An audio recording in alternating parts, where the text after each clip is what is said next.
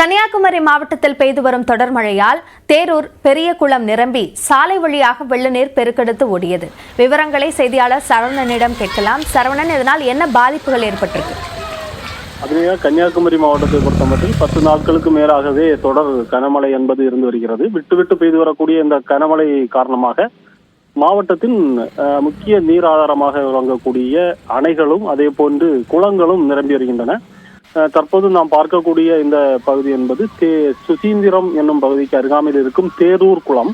இந்த தேரூர் குளமானது இந்த விவசாய பாசனத்திற்கான குளமாக இருந்திருக்கிறது. இந்த குளம் நிரம்பிய நிலையில் தற்போது அந்த குளத்திலிருந்து மதகுகள் வழியாக தண்ணீர் திறக்கப்பட்டிருக்கக்கூடிய ஒரு சூழ்நிலையில் அங்கிருந்து வரக்கூடிய தண்ணீர் என்பது ஓடைகள் வழியாக பெருக்கெடுத்து அந்த பகுதியில் தேரூர் அக்கரை பகுதி, அதாவது சுசீந்திரம் அக்கரை பகுதி வழியாக சாலையை கடந்து செல்கிறது.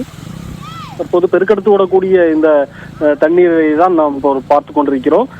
தொடர்ந்து இந்த பகுதியில் இந்த தண்ணீர் வயல்கள் வழியாகவும் விவசாய நிலங்கள் வழியாகவும் சென்று சாலையை கடந்து வரக்கூடிய ஒரு சூழல் இருந்து வருகிறது.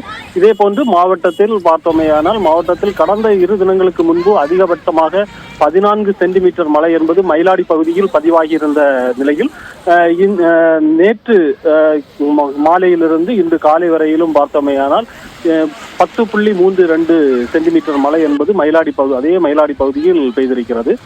இந்த மழை காரணமாக தற்போது இந்த விவசாய பாசனத்திற்கான குளங்கள் நிரம்பி வருவது குறிப்பிடத்தக்கது. அதனையா